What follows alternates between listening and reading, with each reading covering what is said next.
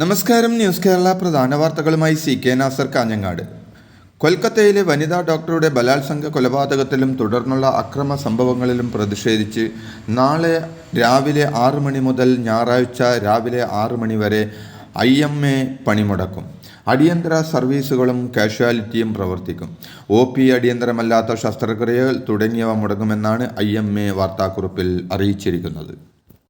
എംപോക്സിന്റെ അതീവ ഗുരുതര വകഭേദം സ്വീഡനിൽ സ്ഥിരീകരിച്ചു. സ്വീഡൻ ആരോഗ്യ സാമൂഹിക വകുപ്പ് മന്ത്രി ജേക്കബ് ഫോഴ്സ്മേഡാണ് ഇക്കാര്യം അറിയിച്ചത്. ആഫ്രിക്കയ്ക്ക് പുറത്തും യൂറോപ്പ് ഭൂഖണ്ഡത്തിലും ഇതാദ്യമായാണ് ഈ വകഭേദം സ്ഥിരീകരിക്കുന്നത്. ആഫ്രിക്കയിലെ നിലവിലെ എംപോക്സ് ബാധിതമായ മേഖല സന്ദർശിച്ചതായാണ് രോഗബാധയ്ക്ക് കാരണമെന്നാണ് സൂചന. ആഫ്രിക്കൻ രാജ്യങ്ങളിൽ എംപോക്സ് അതിവേഗം വ്യാപിക്കുന്ന പശ്ചാത്തലത്തിൽ ലോകാരോഗ്യ സംഘടന കഴിഞ്ഞ ദിവസം അടിയന്തരാവസ്ഥ പ്രഖ്യാപിച്ചിരുന്നു. ഒറ്റക്കെട്ടായി ഒരേ ദിശയിലേക്ക് നീങ്ങിയാൽ നമുക്ക് 2047 വികസിത ഭാരതം എന്ന സ്വപ്നം കൈവരിക്കാനാകുമെന്ന് പ്രധാനമന്ത്രി നരേന്ദ്രമോദി പറഞ്ഞു. 78ാമത് സ്വാതന്ത്ര്യ ദിനത്തിൽ ചെങ്കോട്ടയിൽ ദേശീയ പതാക ഉയർത്തിയതിനു ശേഷം രാജ്യത്തെ അഭിസംബോധന ചെയ്ത് സംസാരിക്കുകയായിരുന്നു പ്രധാനമന്ത്രി. ഇന്നലെ രാവിലെ 7 മണിയോടെ രാജ്ഘട്ടിലെത്തിയ പ്രധാനമന്ത്രി ഗാന്ധി സ്മൃതിയിൽ പുഷ്പാർച്ചന നടത്തിയ ശേഷമാണ് ചെങ്കോട്ടയിൽ എത്തിയത്. സ്വാതന്ത്ര്യ സമര സേനാനികളെ അനുസ്മരിച്ചുകൊണ്ട് പ്രസംഗം തുടങ്ങിയ പ്രധാനമന്ത്രി നമ്മുടെ കർഷകരും ജവാന്മാരുമൊക്കെ രാഷ്ട്ര നിർമ്മാണത്തിലെ പങ്കാളികളാണെന്നും സ്വാതന്ത്ര്യത്തിനായി പോരാടിയവരുടെ പുണ്യസ്മരണയ്ക്ക് മുമ്പിൽ ആദരം അർപ്പിക്കുന്നുവെന്നും പറഞ്ഞു. പ്രകൃതി ദുരന്തങ്ങളിൽ ജീവൻ പൊലിഞ്ഞവരെ വേദനയോടെ സ്മരിക്കുന്നുവെന്നും രാജ്യം അവർക്കൊപ്പം നിൽക്കുമെന്നും പ്രധാനമന്ത്രി പറഞ്ഞു. രാജ്യം ഒന്നാമത് അതാണ് കേന്ദ്ര സർക്കാരിൻ്റെ മുദ്രാവാക്യമെന്നും സർക്കാർ കൊണ്ടുവന്ന പരിഷ്കാരങ്ങൾ രാജ്യത്തിൻ്റെ വളർച്ചയുടെ ബ്ലൂ പ്രിൻ്റാണെന്നും അത് പബ്ലിസിറ്റിയായല്ലെന്നും കഴിഞ്ഞ 10 വർഷത്തെ വളർച്ച യുവാക്കളിൽ വലിയ പ്രതീക്ഷ നൽകിയിരിക്കുന്നതാണെന്നും മോദി കൂട്ടിച്ചേർത്തു. 2.5 കോടി വീടുകളിലേക്ക് കൂടി വൈദ്യുതി എത്തിക്കാൻ സർക്കാരിനായി. ജലജീവൻ മിഷനിൽ 15 കോടി ഉപഭോക്താക്കളെ കൊണ്ടുവന്നു.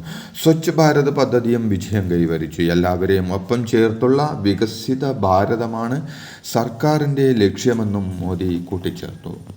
മതത്തിൻ്റെ പേരിൽ രാജ്യത്തെ വിഭജിക്കുന്ന നിയമങ്ങൾക്ക് ആധുനിക സമൂഹത്തിൽ സ്ഥാനമില്ലെന്ന് പ്രധാനമന്ത്രി നരേന്ദ്രമോദി പറഞ്ഞു.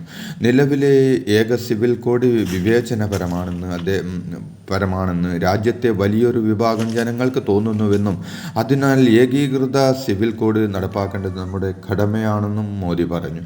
ഇടയ്ക്കിടെയുള്ള തെരഞ്ഞെടുപ്പുകൾ രാജ്യത്തിൻ്റെ പുരോഗതിക്ക് തടസ്സം സൃഷ്ടിക്കുന്നുവെന്നും അതിനാൽ ഒരു രാജ്യം ഒരു തെരഞ്ഞെടുപ്പ് നയത്തിനായി രാജ്യം മുന്നോട്ട് വരണമെന്നും അദ്ദേഹം കൂട്ടിച്ചേർത്തു. വിശിഷ്ട ഭാരത് 2047 എന്ന പ്രമേയം അടിസ്ഥാനമാക്കിയതായിരുന്നു ഈ വർഷത്തെ സ്വാതന്ത്ര്യ ദിനാഘോഷം. കർഷകർ, സ്ത്രീകൾ, ഗോത്രവിഭാഗത്തിൽ നിന്നുള്ളവരടക്കം 6000 പേരാണ് ഇത്തവണ ചടങ്ങുകളിൽ വിശിഷ്ടാതിഥികളായി പങ്കെടുത്തത്. വിവിധ സംസ്ഥാനങ്ങളിലെ 2000-ഓളം കലാകാരന്മാരും ചെങ്കോട്ടയിൽ പരിപാടികൾ അവതരിപ്പിച്ചു.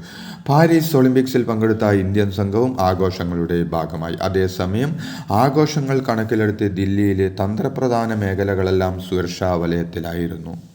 78ാമത് സ്വാതന്ത്ര്യ ദിനാഘോഷ പരിപാടിയിൽ ലോക്സഭാ പ്രതിപക്ഷ നേതാവ് രാഹുൽ ഗാന്ധിക്ക് ചെങ്കോട്ടയിൽ പിന്നിൽ ഇരിപ്പിടം നൽകിയെന്ന് ആക്ഷേപം.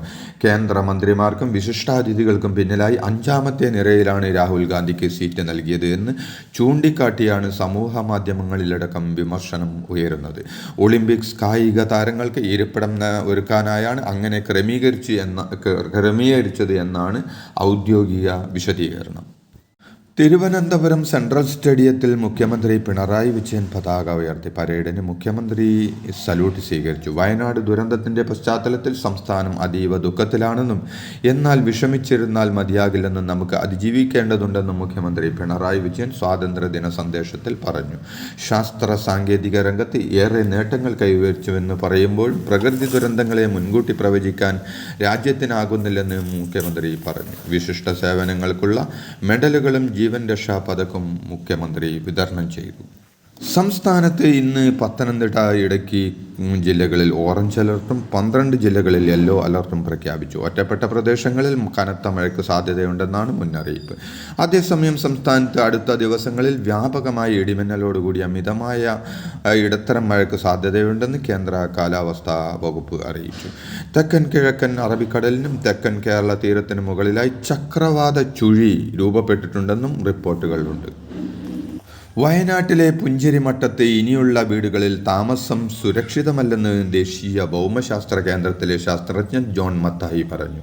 എന്നാൽ ചൂരൽമല ഭാഗത്ത് ഭൂരിഭാഗം സ്ഥലങ്ങളും ഇനിയും താമസയോഗ്യമാണ്. ഇവിടെ ഇനി നിർമ്മാണ പ്രവർത്തനം വേണോ എന്നത് സർക്കാർ നയപരമായി തീരുമാനമെടുക്കേണ്ട കാര്യമാണെന്നും ജോൺ മത്തായി പറഞ്ഞു. ദുരന്ത മേഖലയായ പുഞ്ചിരിമട്ടത്ത് പരിശോധന നടത്തിയ ശേഷം സംസാരിക്കുകയായിരുന്നു അദ്ദേഹം. വയനാട് ഉരുൾപൊട്ടൽ ദുരന്തത്തിൽ ബാങ്കുമായി ബന്ധപ്പെട്ട രേഖകൾ നഷ്ടപ്പെട്ടവർക്ക് അവ വീണ്ടെടുക്കാൻ അവസരമൊരുക്കി മേപ്പാടിയിൽ അദാലത്ത്. ഗവൺമെൻറ് ഹയർ സെക്കൻഡറി സ്കൂളിൽ ഇന്ന് ജില്ലാ ഭരണകൂടത്തിൻ്റെയും വിവിധ ബാങ്കുകളുടെയും നേതൃത്വത്തിലാണ് അദാലത്ത് സംഘടിപ്പിക്കുക. ബാങ്ക് അക്കൗണ്ട് ഇല്ലാത്തതിനാൽ ആനുകൂല്യം ലഭ്യമാക്കുന്നതിനുള്ള തടസ്സം നീക്കുന്നതിനാണ് അദാലത്ത്. ഉരുൾപൊട്ടലിൽ ദുരന്തബാധിതരായവർ ഈ അവസരം ഉപയോഗിക്കണമെന്ന് അറിയിച്ചിട്ടുണ്ട്. പരിസ്ഥിതി സംരക്ഷണത്തിനായി നിർദ്ദേശങ്ങൾ മുന്നോട്ട് വെച്ച് പരിസ്ഥിതി പ്രവർത്തകൻ ഡോക്ടർ മാധവ് ഗാഡ്ഗിൽ കേരളത്തിലെ ക്വാറികളുടെ പ്രവർത്തനത്തെക്കുറിച്ചും പാരിസ്ഥിതിക ചൂഷണത്തെക്കുറിച്ചും വിമർശിച്ച മാധവ് ഗാഡ്ഗിൽ വയനാട്ടിലെ ദുരന്തബാധിതർക്ക് 25,000 രൂപ നൽകുമെന്നും അറിയിച്ചു. കേരളത്തിലെ 85% ക്വാറികളും അനധികൃതമാണ്. ക്വാറികൾ മുഴുവനും സർക്കാർ ഏറ്റെടുക്കണം. കേരളത്തിലെ ക്വാറികളുടെ നടത്തിപ്പ് കുടുംബശ്രീ സംഘങ്ങളെ ഏൽപ്പിക്കണമെന്നും അദ്ദേഹം പറഞ്ഞു. സംസ്ഥാനത്ത് ആണവ നിലയം സ്ഥാപിക്കാനുള്ള പദ്ധതിയിൽ നിന്ന് പിന്നോട്ടില്ലെന്ന സൂചനയുമായി KSEB ചെയർമാൻ ബിജു പ്രഭാകർ. ഇതുമായി ബന്ധപ്പെട്ട പ്രാഥമിക ചർച്ചകൾക്ക് പിന്നാലെയാണ് പദ്ധതിയുടെ ആവശ്യകത ബോധ്യപ്പെടുത്തി KSEB ചെയർമാൻ തന്നെ രംഗത്തിറങ്ങിയത്. ആണവ നിലയം എന്തിനെന്ന് സർക്കാരിനെ ബോധ്യപ്പെടുത്തുമെന്നും ബിജു പ്രഭാകരൻ പറഞ്ഞു. വടകരയിലെ കാഫിർ സ്ക്രീൻഷോട്ട് വിവാദത്തിൽ പോലീസ് റിപ്പോർട്ടിൽ പറയുന്ന ഡിവൈഎഫ്ഐ നേതാവ് റിബേഷ് രാമകൃഷ്ണനെ പിന്തുണച്ച് ഡിവൈഎഫ്ഐ കോഴിക്കോട് ജില്ലാ നേതൃത്വം. റിബേഷ് അങ്ങനെ ചെയ്യുമെന്ന് കരുതുന്നില്ലെന്നും കാഫിർ സ്ക്രീൻഷോട്ട് എങ്ങനെ ഉണ്ടായെന്ന് അന്വേഷണം നടത്തണമെന്നും ഡിവൈഎഫ്ഐ കോഴിക്കോട് ജില്ലാ സെക്രട്ടറി വ്യക്തമാക്കി.